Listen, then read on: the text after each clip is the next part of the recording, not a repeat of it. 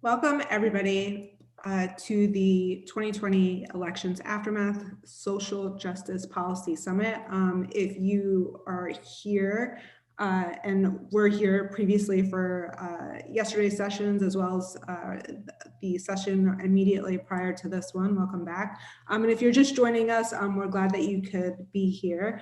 The title of this particular session is Our Country is Full, True or False, and we have an excellent lineup of experts convened to discuss some of the contemporary challenges, as well as historical context of those challenges. So let's jump right in.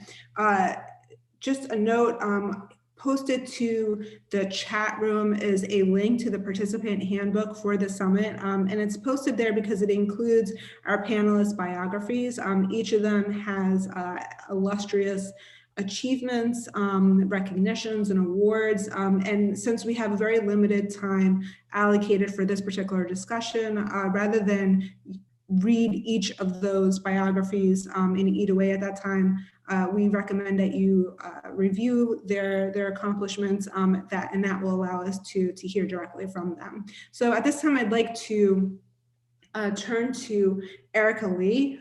Erica, thank you so much for joining us. You are a scholar of history. You've published books on the historical underpinnings of xenophobia in America, and why it continues to be relevant in a contemporary context. And so we're really interested to hear your thoughts about the subject matter, as well as forward-looking policy solutions. Welcome. Great. Thank you. Thank you so much for having me. I'm looking forward to the conversation. The title of this panel, Our Country is Full, might have been inspired by the words of our president, during the past 4 years. But in fact, there have been some of this same exact sentiment going back to the colonial era. So one of the main, points that I hope that I can contribute to this conversation is deeply embedded tradition of American xenophobia in the United States, and the caution that comes with that history, so that we fully understand that this is one of the ways in which systemic racism and inequality have worked in the United States, and that a simple, not so simple as it turns out, but a change in administrations, in presidential administrations, is not going to solve this problem. So let me just, I think I have 10 minutes to do a very brief historical lesson, but just to give a sense of, again, this long, deep-rooted tradition. We know that the United States has accepted more foreign-born residents than any other nation, 80 million in the past 200 years. But US government records also show that we have removed 57 million people since 1882. And I think, just looking at those numbers helps to clarify, that this idea of the United States as a nation of immigrants is much, much, much more complicated than we typically understand, certainly from the more romanticized versions of America's immigration history is shared. For the United States, Americans have been wary, fearful, even hated almost every immigrant group that has come to the United States, but that fear and hatred, that xenophobia, has been unequal in terms of what we've actually done. So Benjamin Franklin might have worried about the swarms of swarthy aliens, meaning Germans, who were coming into Pennsylvania, and Samuel Morse, who was inventor of the telegraph, might have called Catholic immigration foreign conspiracy against the United States.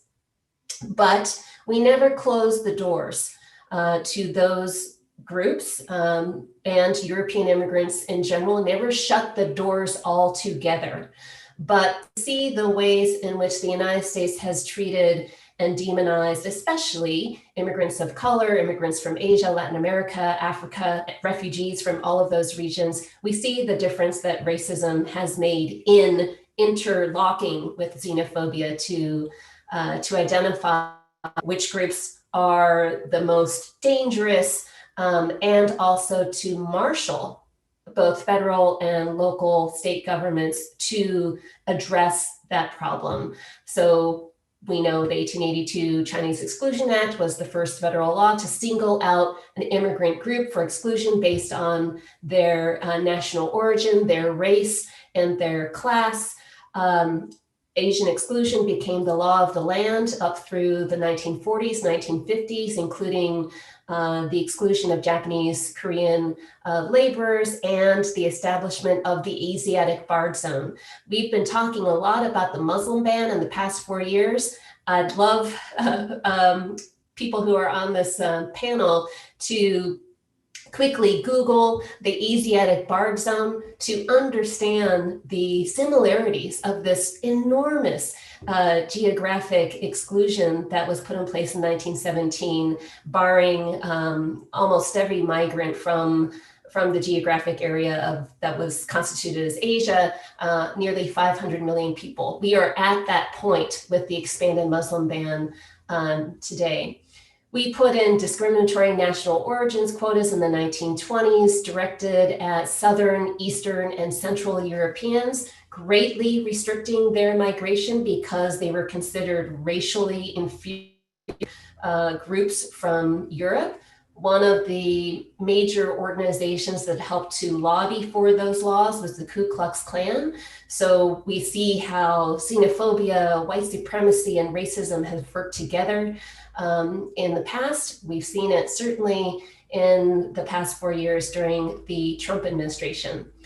But as we turn to think about the future and immigration under a Biden administration, I definitely want to offer some lessons from our history that even during times of great reform, including civil rights reform and the passage, for example, of the 1965 Immigration Act, which abolished discrimination in immigration law, we still managed to deliberately implement an unequal immigration system that granted access to the United States unequally based on race and national origin. It was a law that was designed to privilege European immigration.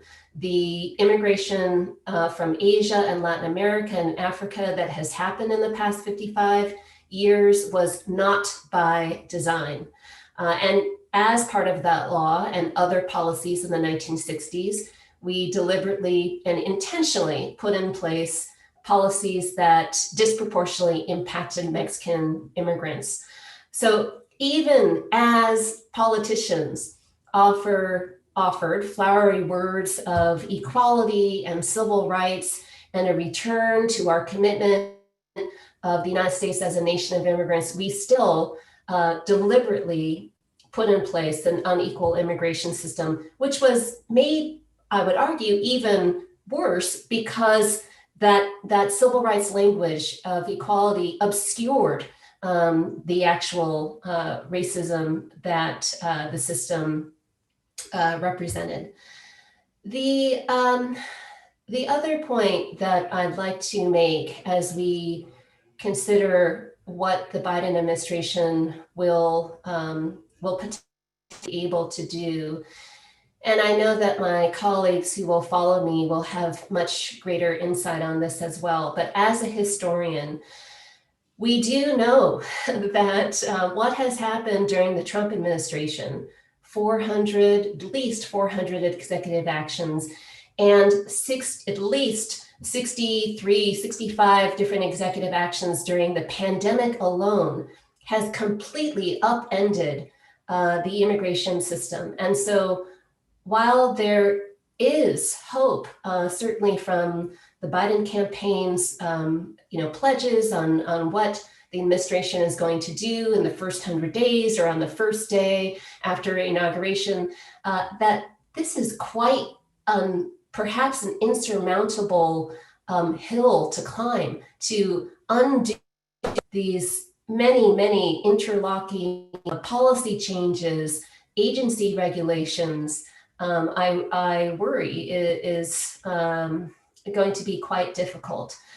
I'd also like to caution that some of the ways in which the Trump administration has responded to the pandemic by nationalizing the disease as one from China. I just heard his vaccine press conference, how he continued to say when this virus invaded us, invaded America or something like that. He's continued to nationalize the disease as something from China and racialized it as a contagion spread by Asians. This is not going to go away anytime soon either.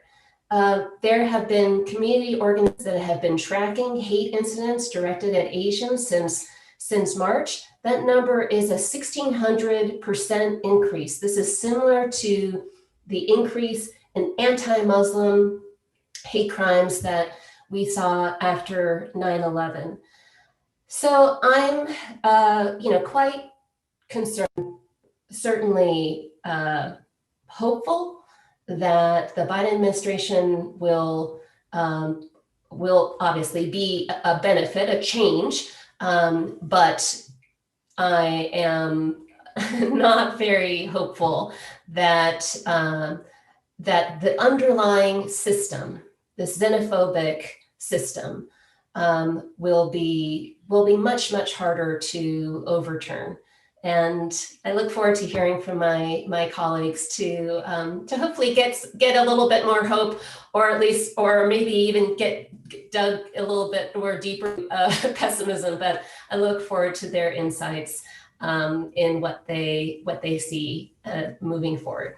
Thanks. Thank you so much, Erica. That was extremely illuminating, and I look forward to returning to expand on some of the observations that you've shared. Next, I'd like to turn to Carla, who practices immigration law at Vanderbilt, where she helps lead a clinic. Carla, I have read some of your work regarding the connection or intersection of immigration law and anti-Blackness and the role that racism plays. And so I'm really interested in hearing your insights and responses. Thank you. I don't know if I will be more optimistic, but I'll try to be.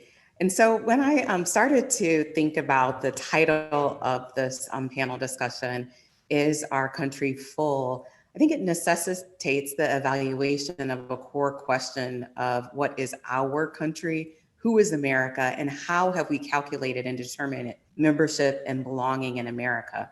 And unfortunately, you can't discuss membership and belonging through immigration laws in this country without discussing racial injustice. Immigration laws are part and parcel of America's racialized project.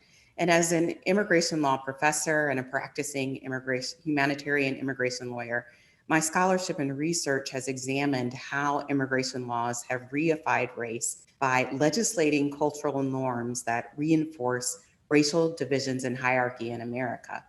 My early scholarship engaged in historical comparisons of different enforcement systems, how the Fugitive Slave Act compares with the immigration enforcement system. And then I also looked at how Jim Crow laws compared with contemporary state and local laws in regulating immigration. And so in my quick 10 minutes, what I will do is go into the historical roots, but place particular emphasis on how the immigration laws have reinforced whiteness in America, and then make one policy recommendation that will help to address the root cause of removing legislating cultural norms that reinforce racial divisions. And so there's a long history of the intersection of immigration, race, and civil rights in America. Immigration laws have operated in a manner to maintain the homogeneity to the exclusion of immigrants of color. America's immigration laws throughout history have traditionally utilized fear and exclusion to define what America should look like, and as Dr. Lee said, has privileged some immigrants over others. We need only look back to 1790, the Immigration and Nationality Act, which limited naturalization to free white persons of good character. we look back to Dred Scott versus Sanford, the Supreme Court affirmed that slaves could not become citizens. Justice Taney stated, and I quote in Dred Scott, "The term free inhabitant in generality of terms would certainly exclude one of the African race who has been manumitted." But no example, we think, can be found in his admission to all the privileges of citizenship in any state of the Union after these articles were formed. And he goes on to state that it is very clear, according to their accepted meaning in the day, that it did not include the African citizenship, did not include the African race, whether they were free or not. So Justice Taney noted that African Americans did not have the right to citizenship. We see in 1790 that naturalization was limited to free white persons. And so I would argue, and I've argued in my scholarship, that this core permeates immigration laws. And we see this manifestation of the roots of immigration laws today. We know that in 1868, the 14th Amendment of the US Constitution changed the racial restriction on citizenship and overturned the Dred Scott decision. The limitations on citizenships to free white persons demonstrates a system that is based on racial exclusion. The Immigration and Nationality Act of 1924, as Dr. Lee mentioned, had a quota system for various nationalities and had banned in certain immigrant categories and allowed a small number of Eastern and Southern European immigrants were permitted to enter. We know at the height of the civil rights movement in 1965, along with civil rights legislation, that Congress eliminated the quota system based upon national origins. It was Congress's intent to equalize immigration opportunities for groups who were previously subject to discriminatory immigration laws and practices. So taking its cues from the civil rights movement, the 1965 Act banned national quotas and shifted the immigration system to what was supposed to be based upon family unity and skilled laborers. But as we examine the Trump administration's policies, it's important to keep in mind how America's history of immigration policies has traditionally operated to the exclusion of immigrants of color.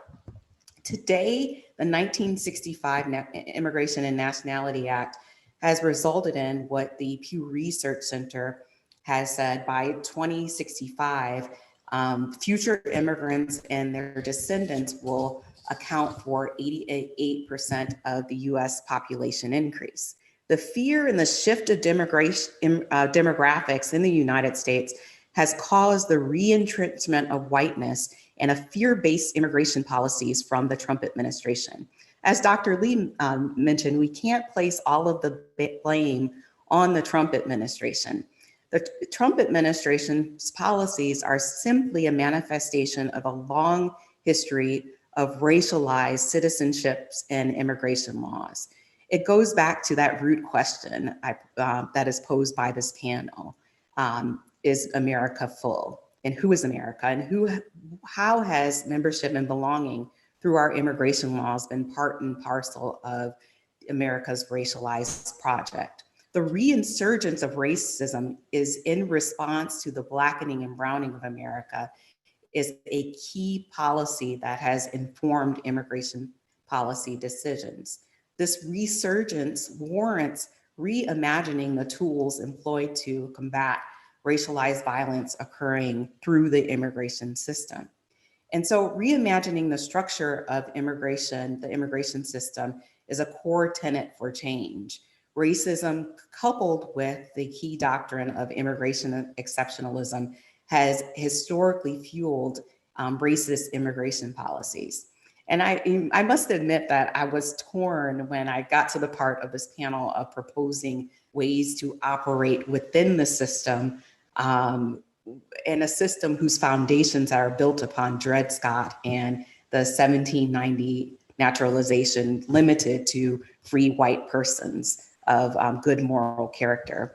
But I think that we can take our cues from movements that have at their core the abolition of ICE. I think that what's key about that movement is that we need to think about how we reimagine the system. Because if we don't address the racist roots of the system, it's going to be hard to create a system where those roots are not eliminated from that core. So reimagining immigration enforcement, I think it's easy to think about if we think about the Department of Homeland Security was only created in 2002, and it was created by the Homeland Security Act. So it's not such a far off idea when we talk about reconstructing what it looks like to enforce immigration laws in the United States. We know that that system, the Department of Homeland Security that was created in 2002, has operated in ways that we've seen, come up to the surface through the forced hysterectomies of women in detention facilities, the ways in which immigrants of African descent have been shackled, Somalian immigrants under the Trump administration in 2017 were shackled and placed on a plane for numerous hours by Immigration and Customs Enforcement. Most recently, Cameroonian immigrants were detained without access to due process rights. And so we see that this system, based upon the core principles that I discussed at the beginning, needs to be reimagined, and we need to rethink through what that might look like. And I will leave kind of the discussion of what it might look like to reimagine the system for later, and I will pass it on to the next panelist. Thank you. Wonderful. Thank you so much, Carla. I look forward to hearing your thoughts about what a reimagined system might look like, but I found that really engaging. Our next panelist is Cesar, who is a law professor based in Denver, whose focus is generally the intersection of criminal law and immigration. So looking forward to hearing your thoughts. Great. Well, thanks so much for inviting me to participate, and thank you all for taking the time to join us what's late morning here in Denver, but I know early afternoon elsewhere. So I actually want to take up Carla and her invitation to reimagine the structure of immigration law in some ways, and then to pivot to some ways in which I think the incoming Biden-Harris administration can actually implement in very concrete measures some ideas about how to begin to disentangle the immigration law enforcement regime's emphasis on sorting people into categories of desirable migrants and categories of undesirable migrants. A practice that, as my colleagues have already mentioned, goes back really to the start of the nation's history, and indeed precedes the nation itself. But these days, what we see is that whether Republicans are in the White House or Democrats are in the White House for several decades now, there has been a very intimate relationship between the criminal justice system, criminal policing, and the immigration law enforcement system, including substantive immigration law, so that the end result of a interaction with a local police officer oftentimes becomes the entry point and the key decision point of whether or not a particular person is able to remain in the United States. And we've seen that under obviously under the administration of President Trump, but we also can go back to his predecessor, President Obama. And we see a similar pattern, in part because of policy decisions, and in part because of the substantive law that Congress has actually enacted, so that these days ending up on ICE's radar with a criminal history means that in almost every instance you're going to be detained. So you're going to be held in one of ICE's network of hundreds of facilities spread throughout the United States, and so even if you're going through the immigration court process, you're going to be doing it while you're locked up in those facilities. Oftentimes those are in isolated places where getting support is very difficult. Some of that support is the informal support, social support that goes along with being able to see, say, family members. friends while you're going through what is a high stakes, high stress process. If you're in a different state from where your family is, that is prohibitively expensive. If not, it's just effectively impossible.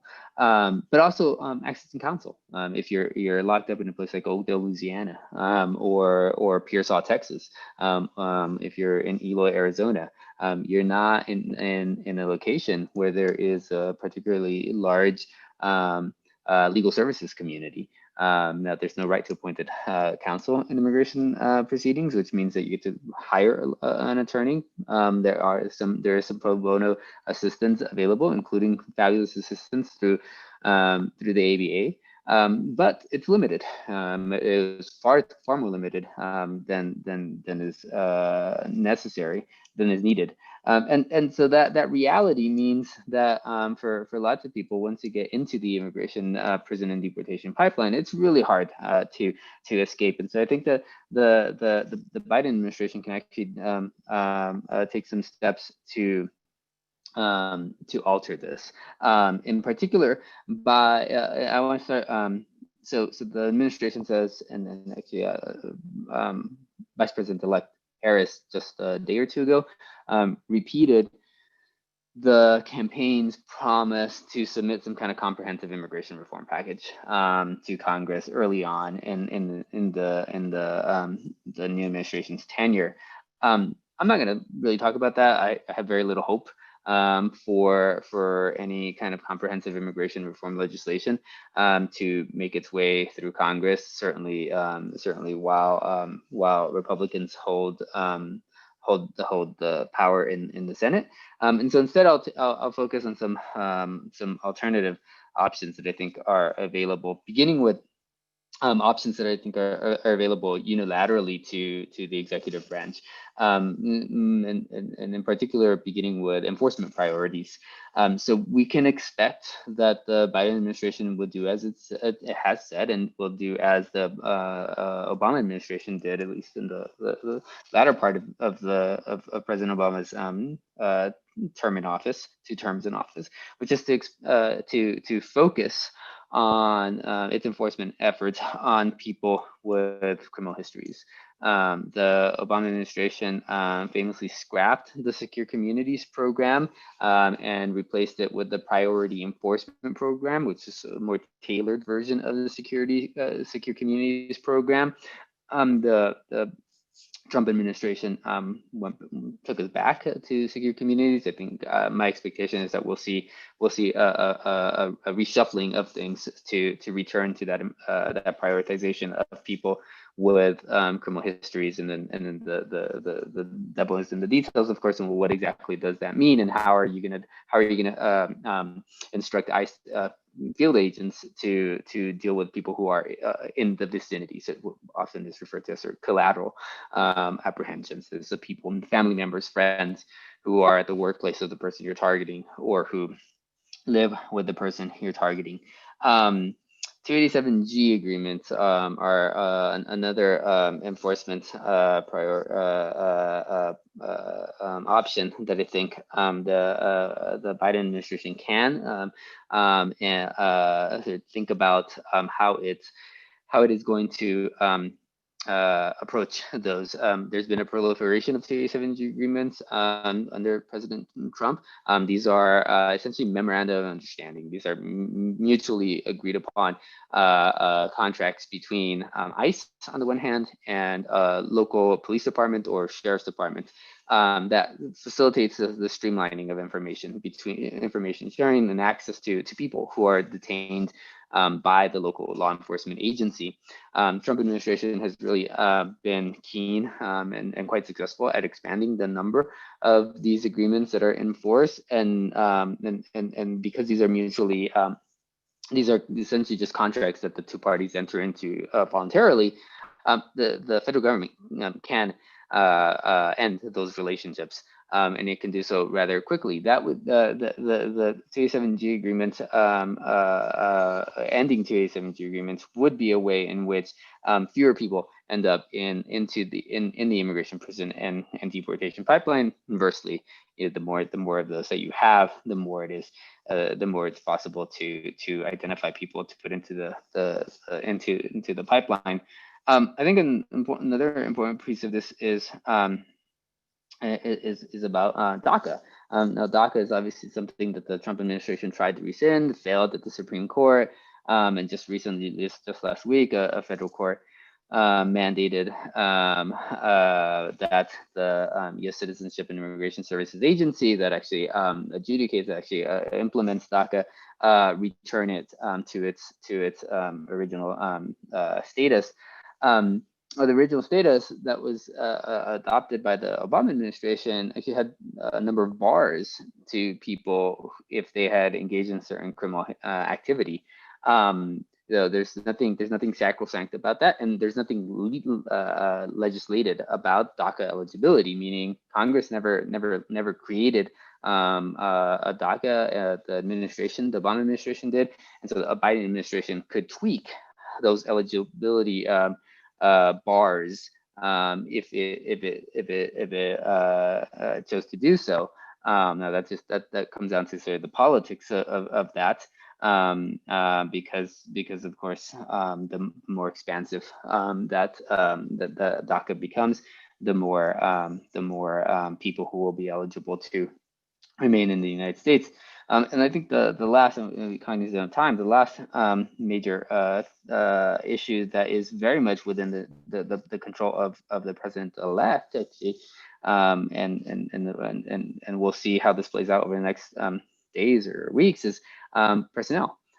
Who is going to be appointed to head the Justice Department? The Justice Department is, we already know about the Department of Homeland Security, but the Justice Department houses the immigration court system, including the Board of Immigration Appeals, a little known agency outside of the immigration law world, but hugely influential because that's the appellate body that is housed within the Justice Department that issues precedential binding decisions on all of the immigration courts across the United States.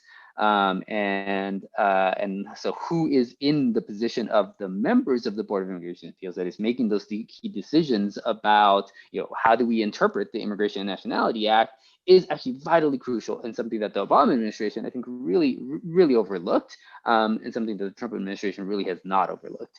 And so that those individuals are employed by the Justice Department, meaning they are hired through or by the Attorney General, or under the power of the Attorney General, to act as surrogates for the Attorney General. So an Attorney General who has an interest in and an understanding of how the immigration court process operates is hugely important. And in fact, we saw exactly how important under the tenure of Attorney General Jeff Sessions, who was very much aware of how immigration court processes work. And the last thing I'll say is that the politics of this are always at the front of mind, and they should be, because of course there's going to be an enormous amount of pushback from Republican members of Congress and outside of Congress, no matter what the administration does. And so I think that that's actually quite instructive, which is that there's basically nothing that the Biden administration can do that is not going to be slammed as amnesty and no borders policy. If the administration decides that it will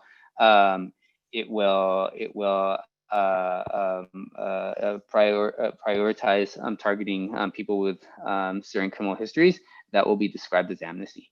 If the administration decides that it is going to reshuffle the Board of Immigration Appeals, the members of the Board of Immigration Appeals, that will be described as amnesty. If the administration decides that it is going to, say, end the Migrant Protection Protocols initiative, that will be described as no borders. right? And so the politics of this are such that the administration, the incoming administration, can either bend to what will be a shrill cry from the right, no matter what they do, or they can identify some values that they hope immigration law will reflect over the next 4 years, and then try to make adjustments within the current legislative framework to reach those, and to the extent possible, bring Congress into the fray. But as I suggested earlier, I think that the prospects of that are rather limited. Thank you. Wonderful. Thank you so much for that comprehensive slate of proposed policy solutions, which I look forward to returning to in a few moments. Next, we have Faiza Patel, who's based at the Brennan Center at NYU School of Law. And her expertise is the intersection of national security law and at times how it intersects with immigration. So looking forward to your thoughts, Faiza. Great, thank you. So, as my colleagues have talked about, immigration law is racialized. It targets communities of color. National security law is also racialized. It also targets communities of color. The two areas of law have another thing that's really in common, which is that they give a lot of power to the executive. So as Cesar was pointing out, there are things that a Biden administration could do to sort of change the trajectory of who is being picked up and how much deportation is happening and things like that, because a lot of those things are in the hands of the executive. Similarly, national security is traditionally a prerogative of the executive. So that means that the executive has a lot of authority in those areas.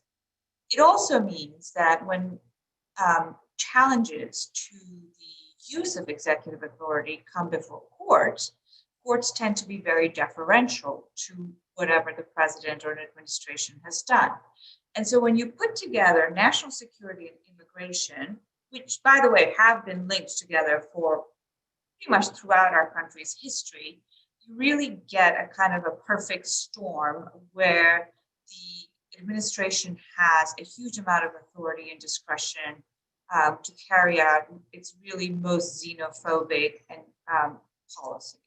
And certainly the way that the Trump administration has operated, and I'm going to focus a little bit on the Muslim ban because that's one of the signature initiatives, demonstrates this kind of unholy combination of immigration and national security law. If you look at, Trump made kind of two big promises, right off the gate when he was campaigning. He said, Mexicans are rapists and murderers, and I'm going to build a wall to keep them out. And he said, Muslims are terrorists, and I'm going to ban them from coming to this country. Basically, two sides of the same coin, land border versus, mostly air travel, I guess. And then he went about trying to implement those promises as best he could. He obviously didn't get all the way there, but he actually did make some pretty significant changes, particularly in terms of blocking people from coming to this country. And we can see that in the numbers, right? Legal immigration is down some 80+%. Refugee admissions are down some 70%. So there have been significant changes in the numbers of people coming to this country. And a lot of that change already happened before COVID, which gave him yet another basis on which to exclude people, particularly in terms of asylum, refugees, as well as work visa students and pretty much every category of person you might imagine who wants to come to the United States. So how was he able to do this, right? You do have a Congress, you do have some immigration laws. What are the kind of mechanisms by which he was really able to kind of manipulate the system in a way that he really kind of upended the system?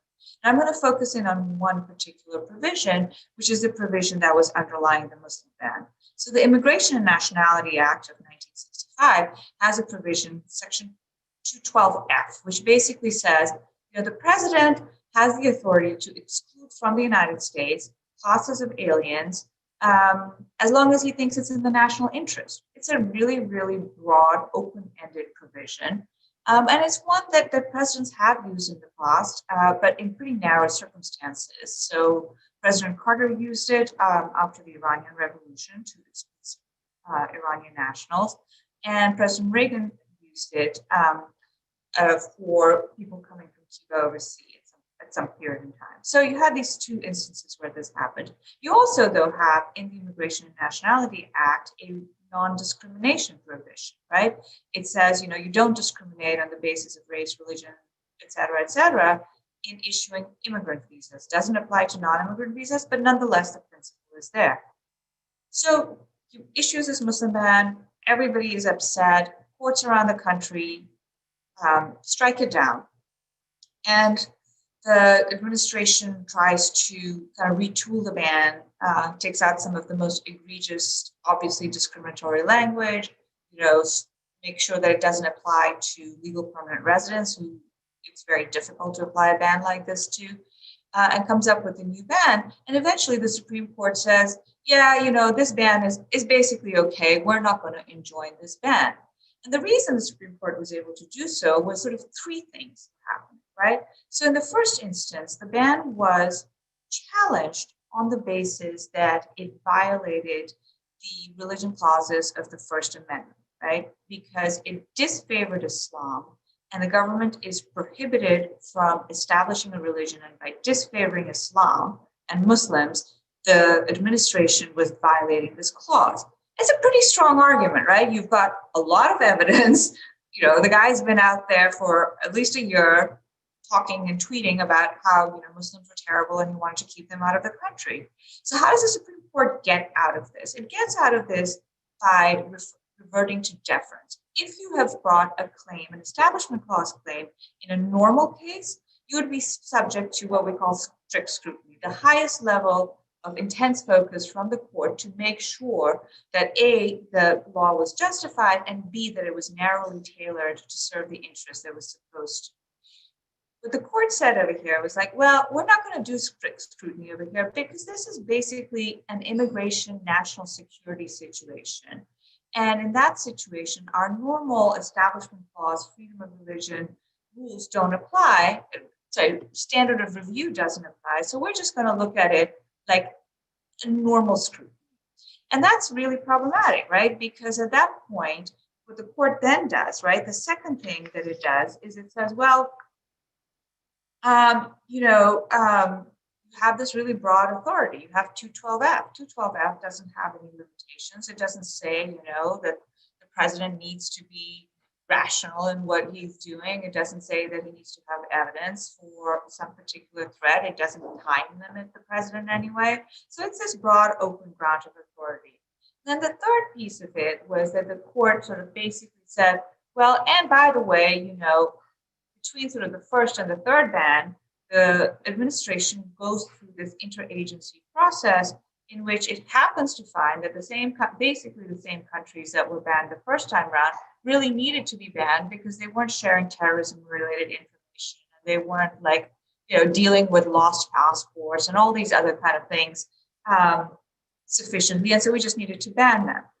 And the court refused to look behind that interagency process. There were loads of defects from that interagency process, which many, many people pointed out, including an amicus brief to the court, but the court was simply not going to look behind that. The court was also really not going to give any particular weight to what Trump had been saying all along. So it was literally a situation of, you know, see no evil, hear no evil, but definitely do evil in this case, right? So you did have the situation where you had a 5-4 court that basically said, well, we don't really care, honestly. And this, in some sense, really opened the doors because since then, Trump has used 212F in lots of different situations. He used 212F to expand the ban so that it now covers several African countries. In total, the ban that started as a Muslim ban aimed at 7 countries now covers about 500 million people, right? It covers 25% of the population of Africa. It was meant to be temporary while we figured out what was going on. It's, 3 years in, it's still happening. People are still being separated from their families. And we talk about family separation at the border, but this too operates as a family separation policy. So these sort of dynamics, which are kind of structural in both the national security space and in the immigration space, kind of came together in order to allow this to happen. I want to spend my last couple of minutes to just kind of talk about, well, what happens next, right? What can we expect from a Biden administration and what appears to be, well, who knows, but potentially a divided Congress. So, one of the things that the Biden campaign has promised is that, repealing the Muslim ban is going to be kind of a day one, maybe not day one, but like a very early priority for the administration. And I believe them on that. The difficulty is that the Muslim ban is not alone, right? There were a lot of ancillary measures that were taken along with the Muslim ban, including all of these measures around what they call extreme vetting, which have basically made it very, very difficult for people to come to the United States. And it's everything from, instead of having to give 5 years of your travel history in a visa form, you've got to get 15. It's not just your international travel, it's your domestic travel. I mean, who remembers every domestic trip they've taken over the last 15 years? Come on. All of these kinds of like little things that altogether add up to making it difficult. The second thing they've done is add in this element of social media monitoring. So the US government now is trying to collect social media handles from everybody who applies for a visa, right? Initially, the first sort of rule came into being in 2019, 15 million people a year, right? And there's another proposed rule, which I don't know if it will go into effect now, but would cover another 33 million people a year, including people in the United States who are trying to adjust status, who are trying to become permanent residents from a student visa, or trying to become citizens from a green card. And the problem with social media monitoring is threefold. One, it's not reliable. People say all kinds of stuff on social media. It doesn't necessarily reflect who they are or what they mean.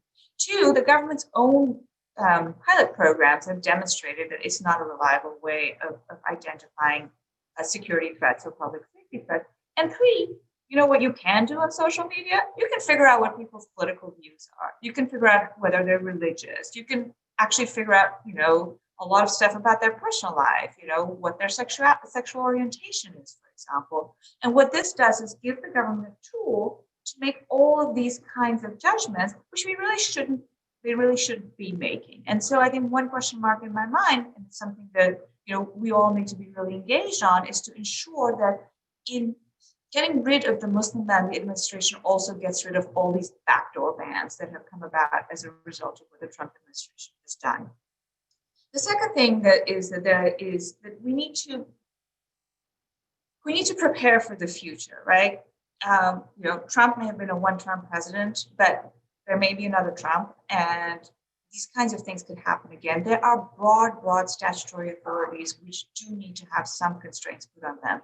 Now, I understand that there are obviously situations in which you want the president to be able to respond to genuine short-term threats without having to go to Congress, right?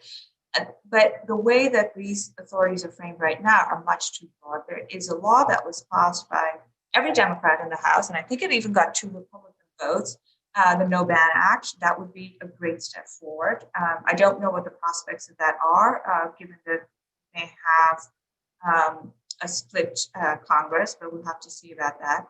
And then I'll sort of end with kind of a large kind of meta issue. So one of the things that's always bugged me about the post 9/11 space is the term homeland security. Like, I just think that sounds like some kind of, it has a very sort of insular feeling, and it feels sort of like, I think it ties into a lot of the kind of questions that Nicola asked, like, whose country is this, right? Who are we protecting it for? There's all kinds of ramifications. And one of the things that happened post 9/11 was that immigration became explicitly a part of homeland security. Immigration went from being, but the idea that immigration was like a positive thing, and that this was something that we as a country wanted to encourage. We got innovation, we got great people from it, sort of got narrowed into this national security pigeonhole. And there's all kinds of problems with the immigration system, and this is perhaps only one aspect of them. But I do think that it's a fundamentally very problematic aspect. And as there are discussions about what to do with DHS, which has certainly disgraced itself in the last 4 years, I think that needs to be part of that discussion.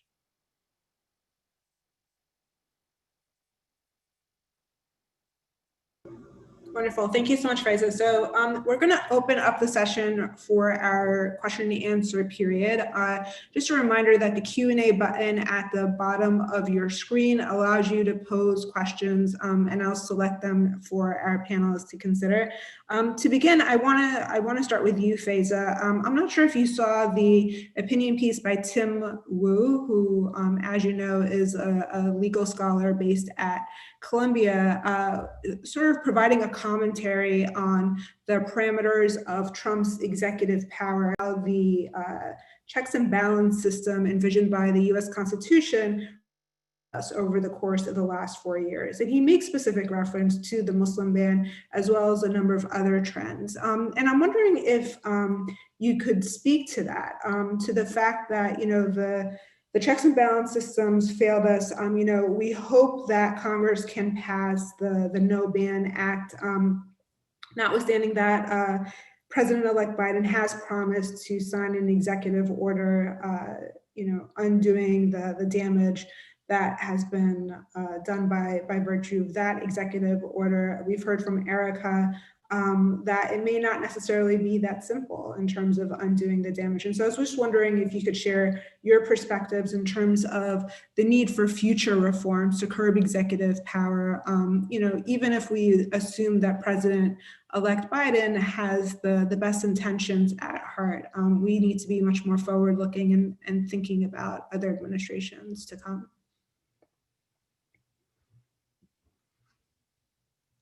And then as you think about that, I'll actually pose another question for everyone. You know, the prior panel to this one was focused on the use of technology and its relationship with the right to privacy and how that impacts the lived experiences of marginalized groups, including immigrants, but other groups as well. And, you know, one of the themes that emerged during that discussion is the way that explicit and implicit biases that are found within human beings is actually being reproduced and reflected in the databases and technology that's being used to surveil, monitor, and control marginalized communities, right? So, and it seems to me that listening to your collective presentations that, you know, part of the problem in terms of our policies and practices and laws is the way that we conceptualize, understand, and interact with communities of color, including immigrants. Because if we stereotype or associate immigrants with criminality or with lack of loyalty or with terrorism, you know, those biases are reflected then in an institutionalized form in terms of laws, policies, and practices. And yet I don't see that there's a broader discussion in terms of challenging the underlying biases or racism that in fact is influencing our approach to these communities. I mean, I think what was so offensive about Trump is his rather unapologetic approach to these communities. But in many ways, some of the biases that he explicitly expressed are implicit in our institutions. You know, you mentioned ICE, or you mentioned Department of Homeland Security, or other government institutions, or laws and practices. And so just something to consider in terms of how do we not only approach, you know, the manifestations of racism or Islamophobia or xenophobia explicitly or implicitly institutionalized, but how do we sort of address the root causes, which is the way that we actually understand or perceive immigrant communities? So just something to think about. Faiza? Sure. So I did read the Tim Wu piece, which I thought was interesting. I mean, basically he says, well, checks and balances didn't work that well, but what really worked was sort of unwritten norms and, you know, professionalism on the part of a certain cadre of people, and he points to Republican election officials in particular, right? And I have to say, I think that I remember this at the beginning of the Trump presidency, and which is that there was all of these people writing about, oh, you know, we have this strong democracy, we have checks and balances, everything's going to be fine, you know, he's going to be held in check. And I think it's a lot easier for people to say that if they're not from a community or demographic, which is going to be at the receiving end of these laws and policies, honestly. I mean, I think it's a lot easier to say that if you're sort of sitting at a think tank in DC than it is if you know that particular individuals who look like you or who you serve are going to be affected by the policies. And I think I didn't have that much faith in the checks and balances to begin with.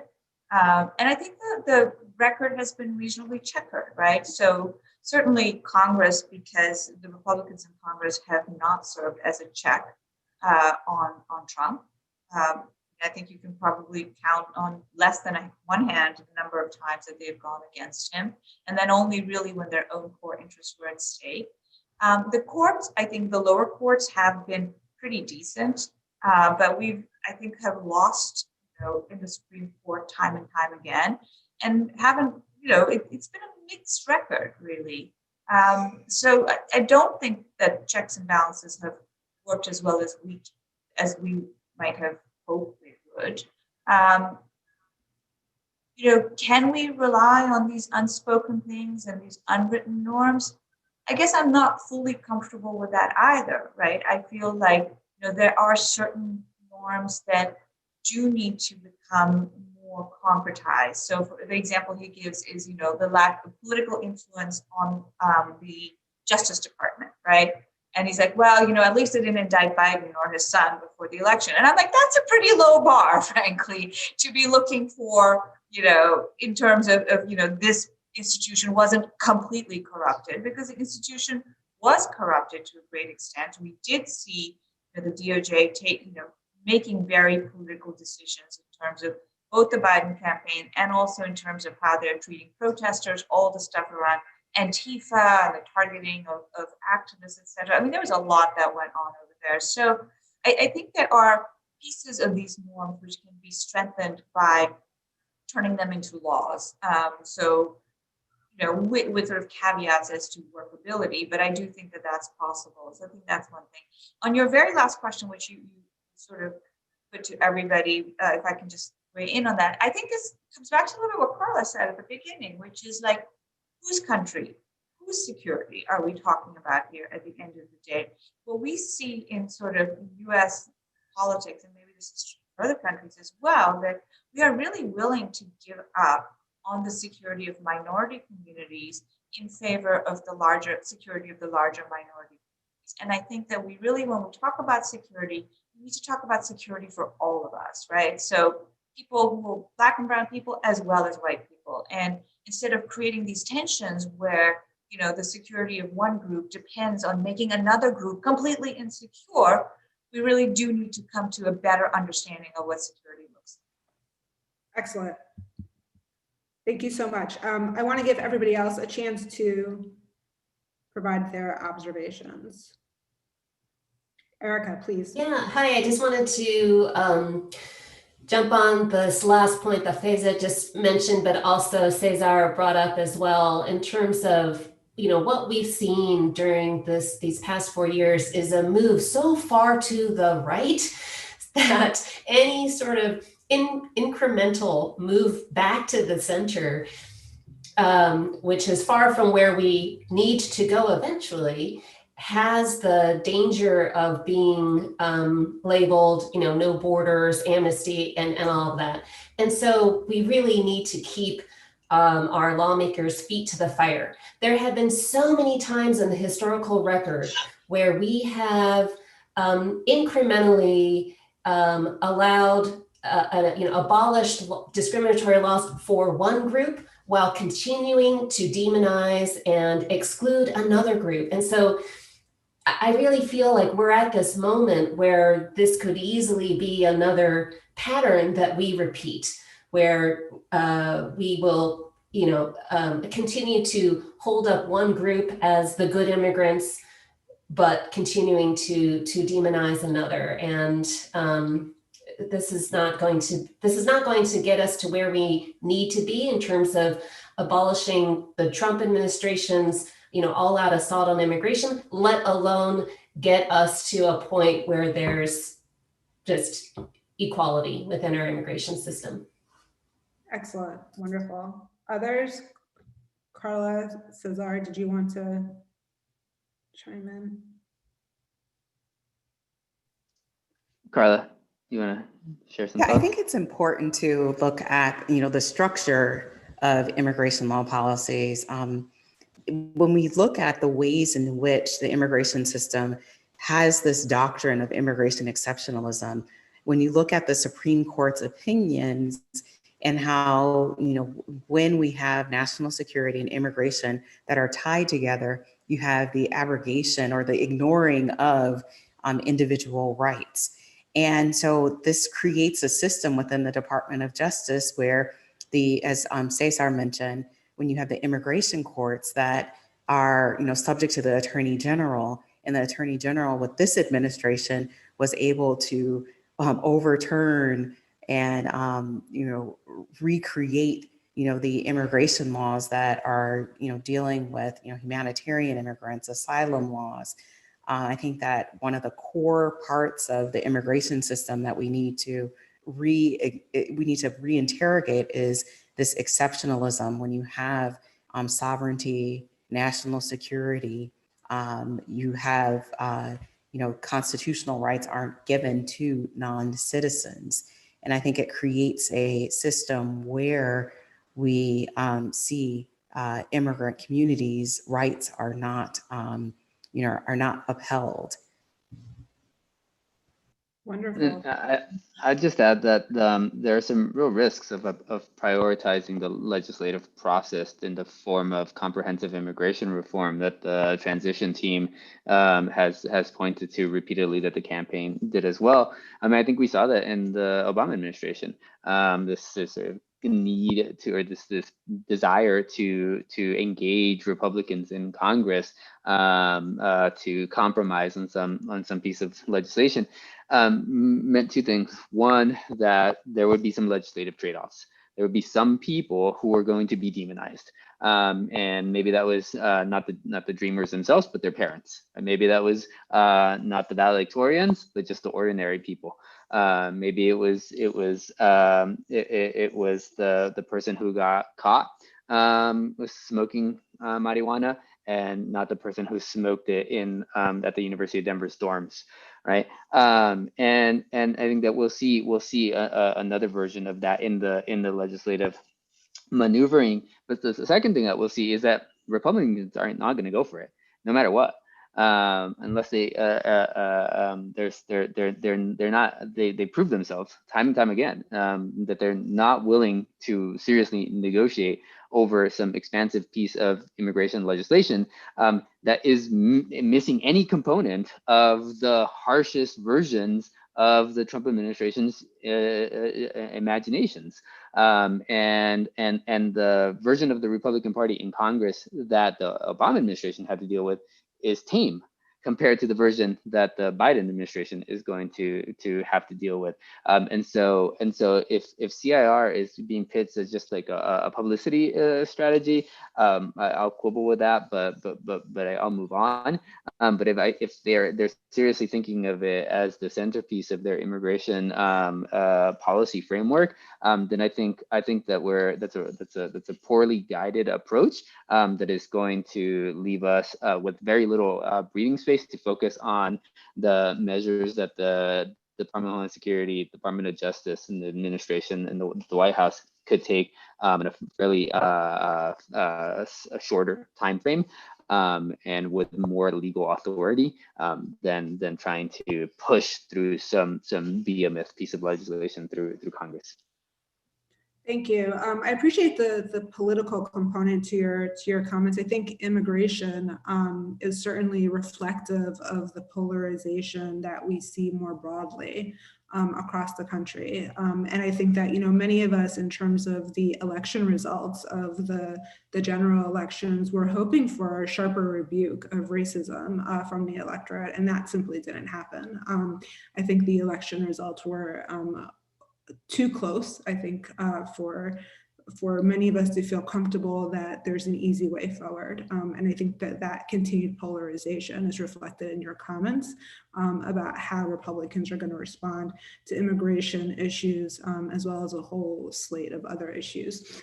So we're over time, but I do want to give each of you just a few moments to share any final thoughts you may want to impart before we go. So I'm going to go in reverse chronological order. Faiza, let's start with you. Any final thoughts before we adjourn? First, I should learn to unmute my button more fluidly. Step one. I actually just want to second a little bit what Cesar was saying, which is that I think we need to be clear-eyed about what can and cannot be achieved in a Biden administration.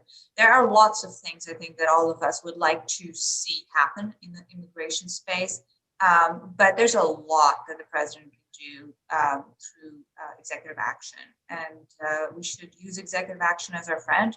He has the authority. Priorities on deportations, priorities on detention. A lot of these things can be solved, fairly soon. And I agree with Erica that there has been so many actions that it will certainly take some time for them to unwind those through the agency processes. But at the end of the day, they are just executive actions, right? And so they are within the administration's authority to do without congressional support. And frankly, maybe take a page out of, Trump's playbook, where he just barreled through and made these changes, and people squawked and they just didn't care, right? They just barreled through on these changes, and maybe I think that is not obviously one's preferred mode of making change, but it may be the only way. And it's complicated because it really speaks to the legacy of his executive power, right? So it's complicated. Yeah, it's interesting. Cesar, thank you, Faiza. Yeah, so I'm immensely hopeful that the next few months and years will be an opportunity for all of us who have become intensely aware of what is happening on the immigration policy front in our names, to be able to utilize that information, utilize that outrage, utilize that emotional guttural reaction to actually implement to actually push our policymakers to implement the vision of justice that we want to see, because on January 20th, will mark the end of the Trump administration, but it will not mark the end of the era that brought us President Trump. And as Erica's comments and Carla's comments, their comments in particular, illustrated, these issues, this heart-wrenching policies that on occasion are very literally about matters of life and death, certainly were brought to the forefront of our collective awareness under President Trump, but they were not given birth under President Trump. These have been percolating for quite some time, and they're not going to go away at noon on January 20th. Wonderful, thank you, Carla. Yes, as an immigration lawyer who practices deportation defense, I guess one of my wishes is that at least at minimum that we go back to where we were in the immigration court system prior to this administration. We've seen that the Trump administration has taken away the authority of immigration judges to control their dockets. Prosecutorial discretion has changed drastically. The access to your clients in detention facilities, or where I practice in another immigration desert in Tennessee, is severely restricted. And so, having legal assistance programs like the American Bar Association has, hopefully will at a minimum restore due process to the immigration courts, so that attorneys can at least represent individual clients before our immigration court system. So my hope is, in addition to the larger issues, is that the immigration court system to some extent is restored to a level where we can, effectively represent our clients in court. Excellent, wonderful. And Erica, you have the last word. Oh, awesome. Usually the historian never gets the last word. I think that one of the glimmers of hope that I've had over the past 4 years is how I think that there has been no other time in our history that a broad swath of the American population has been so aware of immigration issues and of the deadly impact of our policies, and have gone out in the streets to protest against these policies, and coming out to protest across race and national origin, across issue. And so I hope that people power is something that I know is new during the Trump era that we did not see in earlier eras. And I'm hoping that people power will help push us forward to at least get back to what Carla was saying, to where we were before. But I think that there's an opportunity to get us even further as well. Yeah, that's really inspiring. I agree. I think that the excesses of the last 4 years certainly jolted people out of their sense of complacency. And we can only hope that sort of transformational change will continue to happen as we go forward. Thank you to each of you for your inspiration, your knowledge, and your recommendations. We'll be publishing them in the ABA journal in the weeks and months ahead. So look for that. And we hope you'll be joining us for our next panel, which is pro-tip anti-racist allyship. But if you can't, stay safe and healthy, and